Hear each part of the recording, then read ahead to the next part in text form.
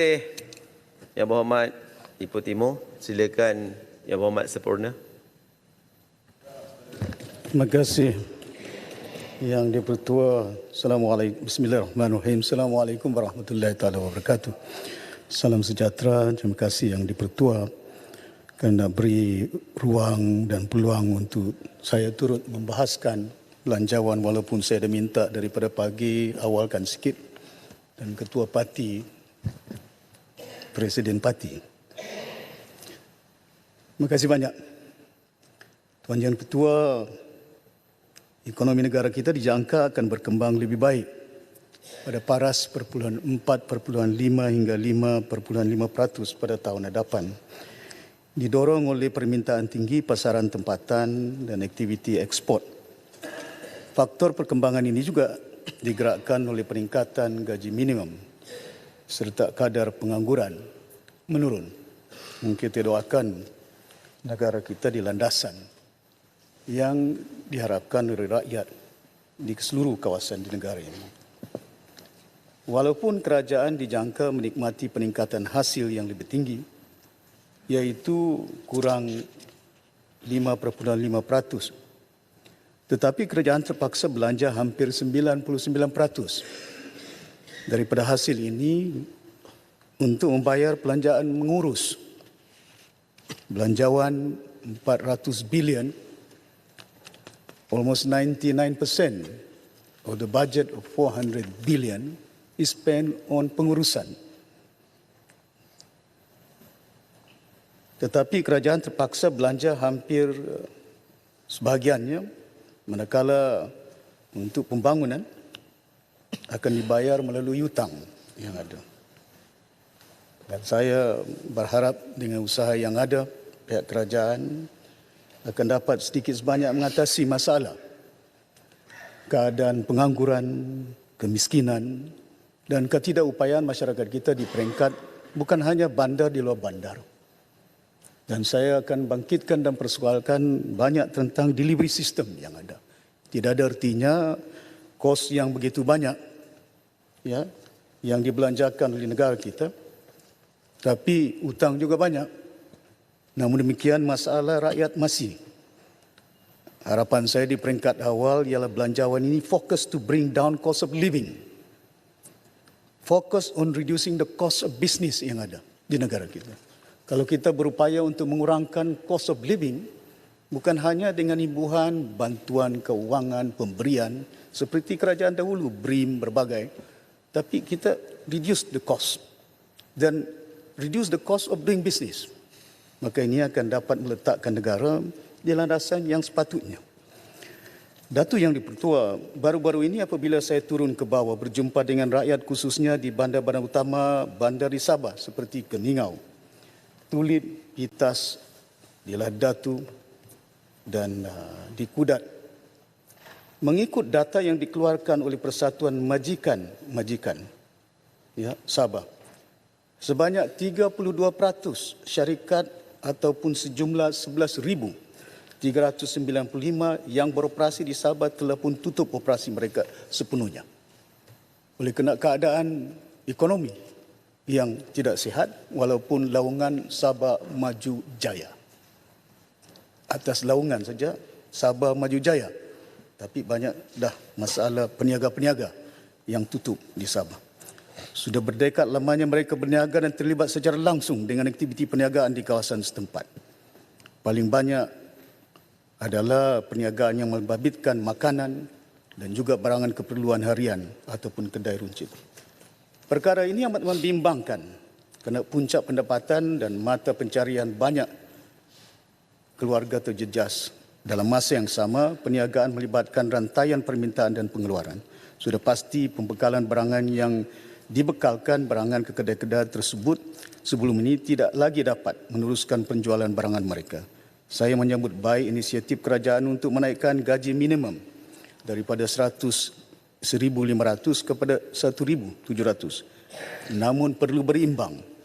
Kita boleh naikkan gaji 1,500 ke 1,700. Yang saya bimbang SME yang ada, IKS yang ada. Khususnya akan berhadapan dengan berbagai masalah. Ya, how they will burden the cost yang ada untuk menampung bayaran itu. Ya, maka seharusnya saya cadangkan supaya untuk tidak membebankan, mengakibatkan syarikat-syarikat khususnya SME, IKS yang ada di negara kita tidak akan wind up. There must be a win-win kind of situation di mana mungkin dikurangkan dengan cukai yang ada. Mereka dibebankan dengan peningkatan kos gajinya, ya, operasinya ditukar tambah oleh kerana kita bimbang keadaan ini, permintaan yang tidak begitu sehat di peringkat akar umbi, kena recovery of economy cannot be realized in a short period of time. It take times. Ya, melalui kita punya proses recovery daripada mata wang kita dahulu, bukan can be done overnight. Tapi saya berharap pihak kerajaan juga menimbangkan supaya yang terkesan syarikat-syarikat dan peniaga-peniaga yang akan terpaksa menampung perbelanjaan yang begitu besar terhadap pembayaran gaji-gaji, ya, yang ada. Dan saya dapati bahawa ada setengah-setengah peniaga gaji dia serata saja, 1,500 sama rata. Sama ada yang penjawat jawatan rendah ataupun atas, oleh kerana cost of operation is very high dan mereka terpaksa menampung. Jadi saya cadangkan agar usaha ini akan dapat dilaksanakan sebaik mungkin, mengurangkan, ya, supaya cukai yang dikenakan kepada sektor-sektor yang terjejas oleh kenaikan gaji, kita naikkan gaji, ya, tak jadi masalah. Ya, mungkin itu dah agak lama, tapi di samping itu juga kita lihat bagaimana keperluan syarikat-syarikat ini. Wujud ketidakseimbangan peluang pekerjaan di negara kita, ya, di luar bandar, di bandar khususnya kita di peringkat negeri Sabah. Ya, walaupun dipaparkan data yang ada bahawa jobs opportunity is abundant di Semenanjung ataupun di negara kita. Tapi bayangkan anak-anak Malaysia yang datangnya daripada Sabah. Kalau nak mengisi jawatan itu, yang peluang pekerjaan di Subang Jaya, di Shah Alam, di Kuala Lumpur, di Pulau Pinang, how do they maintain that? Bagaimana mereka menampung? Nak cari perumahan, nak bayar belanja tiket kapal terbang dah pun meningkat, ya. Dan di samping itu nak belanja makanan, cost of living, cost of getting jobs somewhere else in the country is a burden to them too. Maka dengan itu saya berharap dalam mengimbangi peluang pekerjaan, bawa industri ke kawasan-kawasan supaya kita imbangi yang ada. Bukan semuanya terletak di negeri Selangor saja. Bukan semuanya terletak di Pulau Pinang saja. Tidak semuanya terletak di Johor. Harus diimbangi di kawasan-kawasan di mana ada raw material. Bayangkan di Sabah, raw material yang ada. 40% daripada sumber yang ada, sama ada minyak, kelapa sawit, berbagai yang ada, bawa ke Semenanjung. 45%. Bukan kita ekspor ke luar negara. Ya? Kenapa tidak diproses? Mungkin ada perniagaan joint venture di antara usahawan dari Semenanjung dan Sabah untuk melahirkan peluang pekerjaan di situ. If it is nearer to the resources, raw material yang ada, it will be costless. Bayangkan minyak kelapa sawit contohnya. Kalau kita proses downstream, further down, sampai ke Sabah, mungkin peluang pekerjaan, mungkin barangan yang kita keluarkan di Sabah oleh kerana raw materialnya berhampiran, maka kosnya kita very competitive. Bila mana kita nak jual bersaing dengan negara-negara luar. Saya berharap usaha untuk mengimbangi peluang pekerjaan ini akan dapat dilihat serius oleh pihak kerajaan untuk mengatasi masalah rakyat yang ada di akar umbi. Ini belum diambil kira kemudahan-kemudahan pengangkutan yang lain seperti kemudahan-kemudahan MRT, LRT berbagai, ketidakseimbangan prasarana yang ada. Contohnya peluang pekerjaan yang ada di luar bandar. It take time for them to reach to the place di mana mereka untuk bekerja. Maka saya berharap bukan setakat itu, kita harus melihat apa skim yang ada. Dan saya dapati contohnya satu skim yang cukup menggalakkan. Inisiatif Pendapatan Rakyat, IPR, ya, dilakukan oleh pihak Kementerian Ekonomi. Dan saya galakkan, kerana di situ bila saya lihat, saya waktu itu ada kita cadangkan di Tawau. Dan dia belanja hanya dalam lingkungan 5 juta dan membabitkan 80 orang. Rakyat Malaysia yang berada di Tawau dalam sektor pertanian, tanaman, dan mereka mempunyai pasaran. Dan saya dipahamkan mereka akan mendapat peluang pendapatan dalam lingkungan 2,000 seorang. Dan sebelum ini 80 orang ini tak ada kerja. Dan kita babitkan mereka terlibat dalam konsep IPR. Salah satu konsep yang jauh baik daripada kita nak bagi imbuhan cash delivery bantuan keuangan, ya, mungkin we are creating a society very dependent, ya, mentality culture yang bergantung, ya, tapi kita sokong untuk bagi bantuan kepada rakyat yang miskin. Tapi dia salah satu bantuan yang harus kita lihat secara mendalam dan kita bagi fokus ialah contohnya seperti IPR ini satu langkah yang dilakukan ditingkatkan dari masa ke semasa. Saya ingin menyentuh sedikit tentang lapangan terbang Tawau dan sistem penerbangan yang ada di negara kita. Baru-baru ini kita sedar dan tahu masalah pengangkutan yang agak dah delay flight. Saya dah suarakan dalam sesi Dewan yang lalu dah. Sebagai seorang penumpang dari Kota Kinabalu sampai ke KLIA mengambil masa lebih setengah jam nak sampai ke Aero Bridge dia. Dan pas itu ada seorang daripada penumpang itu sakit jantung. Dan saya terpaksa berhubung dengan CEO MAS, Captain Izam. Saya maklumkan, I said, can you please make sure that supaya MAB itu, bridge itu boleh link up to the aircraft. Aircraft dah sampai dah, tapi tak boleh. Not bridge tak boleh sampai ke aircraft. Penumpang seorang, ya, yang sakit jantung. Dan ini perkara yang harus dilihat secara serius perjalanan MAB dalam mengurus sistem penerbangan yang ada. Dan saya berharap sungguh, contohnya hari ini, dahulu kita mempunyai 10 flight daripada Kota Kinabalu ke Kuala Lumpur. Hari ini tinggal 5 flight saja. Ya. Besok saya balik, lepas itu kena airline batik ke apa lah. MAS tak ada. Tak ada penerbangan MAS besok ke Kota Kinabalu. Bayangkan, where do we go? How can we interact? Macam mana kita nak satukan umat? Kita bergantung dengan satu sistem penerbangan yang kerajaan biayai, yang dahulunya baik. There must be something wrong with the system there. Ya, rectified that sebaik mungkin. Dan saya bimbang. Saya juga dipahamkan hari ini lebih daripada 65 engineer dah letak jawatan. 65 engineer saya dipahamkan. Dan beralih kepada negara jiran kita, Singapore Airlines, ke Qatar, kena gaji yang mereka peroleh jauh baik. Dan kebimbangan saya bukan setakat kelewatan sistem penerbangan yang ada, ya, sistem pengurusan pentadbiran yang tidak ada koordinasi dia dengan secara baik. Bahkan di samping itu juga, saya melihat dari segi keselamatan. Kalau ada engineer lebih daripada 60 orang letak jawatan, how do we sure that the aircraft is safer for us to fly? Dalam keadaan cuaca yang semakin mencabar, dalam keadaan cuaca yang semakin tidak menentu. Dan saya berharap perkara ini diberi keutamaan kerana kita amat bergantung dengan sistem penerbangan Malaysia. Selain daripada itu, AirAsia.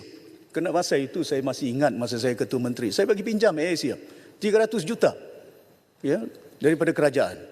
Saya bagi pinjam pasal saya tahu penting kepada kita sistem penerbangan ini bukan hanya untuk membolehkan rakyat Malaysia dari Sabah ke Semenanjung, rakyat Malaysia ke Sarawak. Tidak. Tapi juga membawa pelancong. Bayangkan keadaan ini, kalau kita tidak dapat realisasikan, maka ini akan menjejaskan pertumbuhan ekonomi. Itu pun tuduhan bila saya bagi pinjam duit 300 juta, dah ada rasuah. Macam-macam fitnah saja.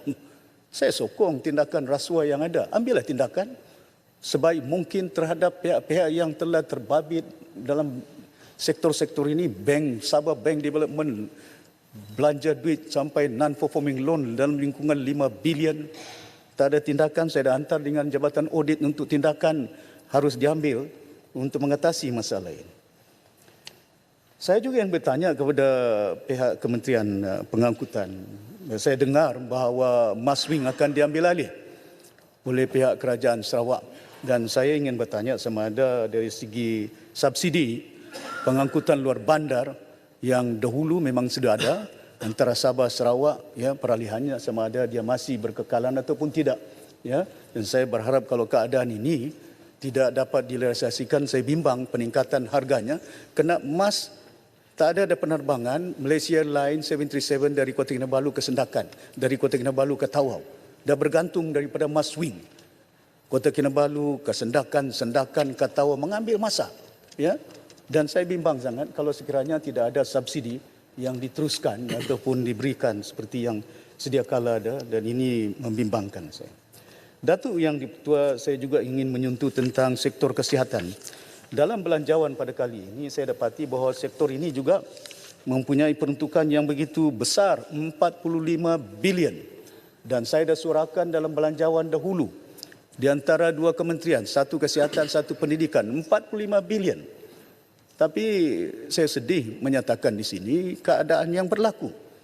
Contohnya kejadian di Lahad Datu, suicide-nya ada, ya, yang berlaku, dan saya dah hantar maklumat kepada kementerian, Menteri Kesihatan Datuk Zul, dan saya nyatakan tentang bagaimana pentingnya. Dahulu saya suarakan pakar jantung di Sabah cuma satu saja, 3,9 juta rakyat.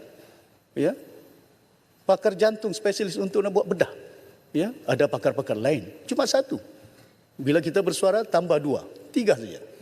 Bayangkan, tak ada di Sempurna, tak ada di Keningau, tak ada pakar jantung di tempat-tempat, cuma di Kota Kinabalu disendakan 3 tempatnya.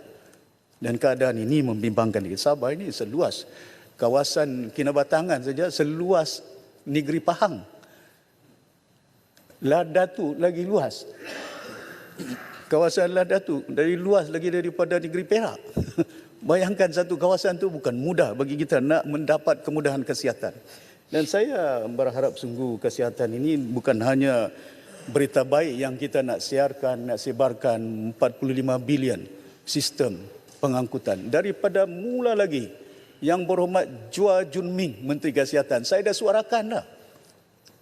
Bagilah kemudahan kesihatan di Sempurna, operation room pun tidak ada di hospital yang ada itu. Kalau ada sakit jantung, kalau ada penyakit jantung, kita terpaksa bawa ke Tawau. Daripada Sempurna ke Tawau 1 jam. Sepanjang jalan tu kadang-kadang bukannya mungkin orang meninggal dunia. Ya, dahlah jalan tak begitu sempurna, nama saya sempurna. Ya, dan ini yang membimbangkan kita. Jadi saya berharap sungguh Kementerian Kesihatan akan dapat melihat dengan serius, bukan setakat keadaan pengurusan kesihatan, sistem perubatan yang ada. Dan sampai ketika dia di negeri Sabah, kita tak boleh bergantung dengan syarikat-syarikat. Hanya pembekalan, mungkin joint venture di antara syarikat dari Semenanjung dengan syarikat di Sabah untuk buat medicines, perubatan, Panadol berbagai. Sebagai besar bekalan ini dari Semenanjung. Dia mengambil masa, mungkin dah sampai ketika dia perkara ini dapat direalisasikan untuk membolehkan supaya didekatkan kemudahan-kemudahan ini dengan rakyat yang amat memerlukannya. Dan saya akan mantau, ya, besok lusa saya akan balik. Saya akan ke Tawau dan saya akan lihat bagaimana keadaan kesihatan di Tawau itu cukup membimbangkan. Satu-satu pusat. Kalau ada pesakit dari Lahad Datu, dari Kunang, daerah Sempurna, kami hantar pergi Tawau. Dan kemudahan itu tidak mencukupi. Ya, masalah itu yang saya nak ambil. Saya harap Kementerian Kesihatan ambil tindakan tegas tentang keadaan kejadian commit suicide doktor yang ada. Check what is it? Is it because of pengurusan pentadbiran di situ, tekanan workload yang ada? Saya nak maklumkan di Dewan Yang Mulia ini untuk sektor kesihatan saja. Pada tahun 2023 sahaja dilaporkan seramai 270 doktor telah berhenti. Manakala dari Januari hingga September tahun ini rekodkan sudah lebih daripada 150 doktor berhenti tidak meneruskan latihan housemanship mereka. Jika kita lihat dalam rancangan Malaysia ke-12, Malaysia mencarankan 25 orang doktor dan 21 katil kerajaan untuk setiap 10,000. Walau bagaimanapun, pada masa ini kita hanya memiliki 18 orang doktor dan 15 katil hospital kerajaan untuk 10,000 orang. Angka ini masih jauh yang disasarkan. Dan saya berharap jumlah pakar doktor yang letak jawatan last year 270. Dahlah kita perlukan doktor letak jawatan. Pasal apa? Kemudahan. Mungkin gaji mereka, kontrak yang ada. Masalah kontrak. Keduanya dari segi tekanan kerja. Yang saya nyatakan tadi, penduduk 3,9 juta. Berapa orang dia nak servis? Dari segi jumlah doktor, 18 doktor yang ada have to service 10,000 people yang ada. Dan saya cadangkan ada anak-anak kita yang datangnya dari Sabah, dah qualified doktor, nak minta supaya pindah ke Sabah. Let them go. Ya. Saya minta Kementerian Kesihatan untuk membolehkan meringankan supaya bila mereka berkhidmat di Semenanjung, cari rumah, sewa rumah, kenderaan yang ada. Kalau mereka berkhidmat di situ, kemungkinan berhampiran dengan kemudahan-kemudahan yang ada. Di samping itu, saya juga dipahamkan ada tekanan, social harassment, ya, sexual harassment yang ada. Dalam perkhidmatan ini, membimbangkan saya ada laporan yang dah diberikan, tapi malangnya tindakan tidak diambil. Dan saya dah maklum dengan, saya dah hantar surat kepada kementerian untuk pastikan supaya tindakan tegas diambil Jangan lahirkan keadaan ini, kerana ini pakar-pakar dan perkhidmatan ini amat diperlukan oleh rakyat yang memerlukannya. Bayangkan, dalam social harassment di situ, dalam keadaan tekanan dari segi workload yang ada, dalam keadaan gaji yang mungkin ataupun kontrak yang tidak seimbang, mereka tidak mampu terkhidmat. Ya, jadi seperkara lagi yang saya nak highlight yang berhubung kait dengan Penbonium. Terima kasih banyak atas apa yang telah diumumkan, perbelanjaan, belanja yang begitu banyak. Tapi saya berharap sistem yang ada, saya dah maklumkan dengan Menteri Kerja Raya, supaya bila melihat dari segi proses yang dahulu, saya sokong pre-Q. Tapi malangnya saya difahamkan pre-Q yang ada itu membabitkan hanya pertimbangan syarikat-syarikat yang capital mereka tinggi. Saya difahamkan, tidak tahu betul ke tidak, ada 3 listed company dari Semenanjung yang dapat kontrak ini. Dan 3 listed company ini, mereka tidak ada manpower di Sabah. Mereka tidak ada kemudahan, batu kelikir. Dan sudah pasti mereka akan subkontrak kepada syarikat-syarikat di Sabah untuk menjalankan tugas itu. Dan bayangkan, pertimbangan Kementerian Kerja Raya hanya berdasarkan dengan capital.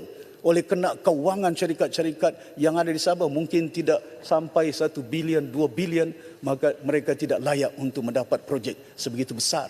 Kenapa kita tidak gunakan satu gabungan, konsortium? Mungkin syarikat ini 300 juta, mungkin syarikat itu 200 juta, mungkin syarikat ini 500 juta. 3 company can be have 1 billion. Konsortium yang ada boleh melaksanakan. Kerana ini akan berlaku, saya kebimbangan saya, ketirisan. Main kontraktor dia pun kena bayar cukar, dia pun kena ada untung. Bagaimana? Lepas itu subkontraktor pun nak dapat untung, subkontraktor juga nak bayar cukai dia. Dan this is the problem yang akan dihadapi, saya yakin. Dan saya minta, saya sarankan kepada Kementerian Kerja Raya supaya pantau perjalanan dah 5 Perdana Menteri dah. Penbonium di Sabah ini, di Sarawak alhamdulillah. Tapi di Sabah ini bermasalah. Ya, sampai sekarang jalan ke Sepitang tu, ya, tidak siap yang ada. Ya, dan saya berharap perkara ini dipandang serius oleh pihak kerajaan yang ada. Dan dalam sektor pelancongan, ini membimbangkan saya, Datuk Yang di-Pertua. Kerana pelancongan saya tahu bahawa kita Sabah mempunyai cukup baik, ya, dari segi sektor pelancongannya. Tahun 2026 dah, iaitu bakal mungkin berapa juta akan datang. Dalam pada ini saya berharap sungguh supaya masalah sektor pelancongannya, kita nakkan seperti di kawasan saya sendiri, pelancong dari China datang. Tapi malangnya saya dah terima laporan daripada syarikat-syarikat tempatan, di mana syarikat-syarikat tempatan ini merupakan yang berhadapan dengan masalah.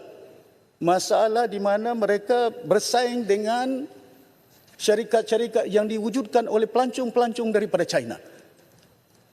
Mereka juga mempunyai restoran dah disempurna. Mereka juga mempunyai sistem pengangkutan dah disempurna. Mereka berkongsi, tak tahu mungkin dia gunakan sleeping partner ke apakah. Dan saya dah maklum dengan Kementerian Pelancongan. Saya dah hantar laporan kepada mereka. Kenapa tidak kita berkongsi dengan pelancong ataupun peniaga dari China, let's set up a joint venture. Tapi jangan matikan pelancong-pelancong tempatan. Dah berpuluh tahun di kawasan saya ni pelancong tempatan. Masyarakat Cina lebih daripada peniaga 20 orang. Ini masyarakat Cina, bukannya Melayu. Datang ke rumah saya, Datuk Seri Yu bangkitkan di Parlimen tentang perkara ini, membimbangkan kami peniaga Cina di Sempurna ni. Ada restoran kami, tak makan di restoran kami pasal dia ada restoran dia sendiri. Yang joint venture tak tahu Alibaba ke trading license, saya dah bagi arahan dengan pegawai daerah. Pegawai daerah saya beritahu ambil tindakan trading license. Sampai sekarang tak ada. Mungkin oleh kerana saya pembangkang di Sabah. Ya, tak mendengar suara ahli parlimen yang ada. No, I'm very serious. I'm very firm. Dan saya berharap sungguh keadaan ini dapat diambil tindakan. Kerana kita tidak mahu dalam kita nak meraihkan pelancong datang ke negara kita. Tapi sistem sektor pelancongan perniagaan tempatan akan habis. Ya, tidak akan wujud dalam jangka masa yang panjang. Sistem pendidikan. Saya juga berharap sistem pendidikan ini, saya nak ringkaskan Datuk Yang di-Pertua, dan saya ingat selaku Ketua Parti bagilah sikit masa kerana kita pun nak menyuarakan banyak perkara. Sektor pendidikan ini antara sektor yang mendapat peruntukan cukup besar. Pengajian tinggi saja 18 bilion. Pendidikan sejak 64 bilion, hampir 80 bilion peruntukan. Tidak pernah dalam sejarah. Saya ucapkan terima kasih. Tapi delivery system Saya nak persoalkan ya dari sini bagaimana keadaan dia. Saya dah suarakan dengan Menteri Pengajian Tinggi, wujudkanlah sebuah universiti. Ya, kita cuma satu saja, UMS, government punya di Sabah. Anak-anak dari Sempurna, anak-anak dari Tawau, anak-anak ada di antara anak-anak ini saya terpaksa tajam. Nak belajar pergi mana? Nak belajar pergi Sarawak. Nak belajar ke Semenanjung.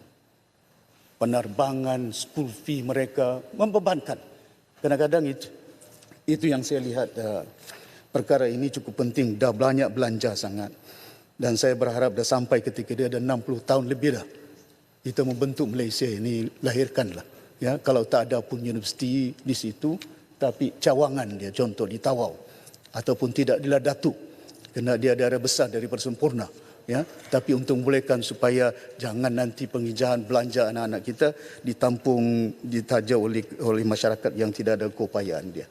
Dan di samping itu juga saya melihat dari segi persoalan-persoalan Dewan Rakyat ini, iaitu tentang tandas. Dan ini yang membimbangkan saya. Saya dapati bahawa contohnya sekolah-sekolah rendah yang ada. Hampir berapa buah sekolah rendah yang ada di kawasan-kawasan contohnya di Pulau Banggi, Kudat. Untuk makluman Dewan, di Pulau Banggi terdapat 15 buah sekolah termasuk satu sekolah menengah. Dari jumlah ini lebih separuh sekolah-sekolah yang terlihat di pulau, SK Pulau Tegabun, Manawali, Balambangan, Semayan, Dogoton, tiada langsung bakalan air. Bergantung dengan air hujan dan tube well yang ada. Dan bayangkan ada tandas. Kita belanja tentang tandas. Berapa juta belanja tandas. Apa artinya ada tandas kalau tidak ada air? Dahulu saya suarakan. Apa gunanya kita bagi laptop kepada anak-anak di luar bandar, komputer sekolah-sekolah tapi elektrik tidak ada. Jadi ini saya berharap supaya imbangi sebelum kita belanja duit, lihat buat kajian secara mendalam. Jangan hanya lihat data sekolah perlukan. Kesesuaian, kemudahan keuangan yang kita belanjakan ada dia punya return. Dan ini yang saya juga berharap tentang sekolah dapat ditingkatkan. Dan di samping itu keselamatan. Saya juga menyentuh perkara ini cukup penting kerana di kawasan saya selalu dahulu kena landa lanun dan saya berharap sungguh keseimbangan dari segi keselamatan ini dapat kita manfaatkan. Hari ini dalam keadaan negara berhadapan dengan South China Sea, tapi malangnya kemudahan tidak ada.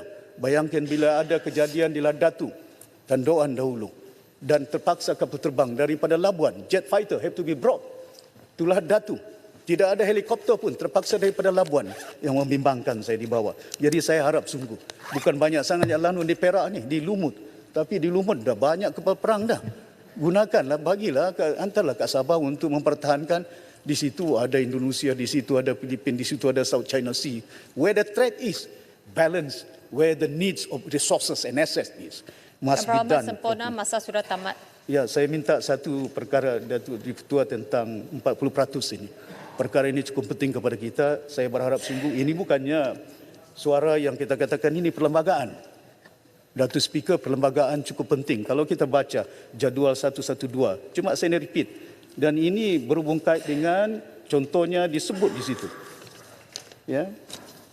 In the case of Sabah, a grant of amount equal in each year 2/5, 40%. Ini perlembagaan. Bukan hak, bukan right kita katakan. Kalau perlembagaan pun kita tidak ikut, tidak patuh. 40% of what you collect in Sabah must be returned back. Ya, dah sampai ketika dia. Dan ini perjanjian sehingga melahirkan sebuah negara yang dinamakan Malaysia. Datuk Yang Ketua, terima kasih banyak atas ruang yang diberikan untuk kita membahaskan sedikit sebanyak. Saya berharap dalam perbelanjaan yang begitu banyak, 400 bilion. Dan saya yakin tidak akan dapat dibelanjakan. Contohnya 12 bilion ke Sabah. Ya. Baru-baru ini tingkatkan daripada 6.5 bilion kepada 6.7 bilion. Perbelanjaan tahun lalu pun tak sampai 100% duit yang digunakan, diberikan. Dan saya yakin keadaan berapa ratus bilion yang ada, yang dibelanjakan. Sama ada menerusi kementerian-kementerian. Dan saya cadangkan kembali supaya Special Trust Fund diwujudkan. Ini bukan tidak boleh walaupun bercanggah dengan perbandaraan. Dahulu dibangkitkan ada sedikit untuk membolehkan supaya suara rakyat bila dia dengar sudah ada lapangan terbang di Tawau, sudah ada jambatan ke Pulau Bumbum, sampai sekarang tak ada, diumumkan oleh Perdana Menteri, mana duit dia? balik kepada Consolidated Fund. Dan Terima saya berharap kasih Yang perkara Berhormat ini- sempurna, masa sudah tamat. Terima kasih banyak Terima atas ruang yang kasih. diberikan. Saya jemput Yang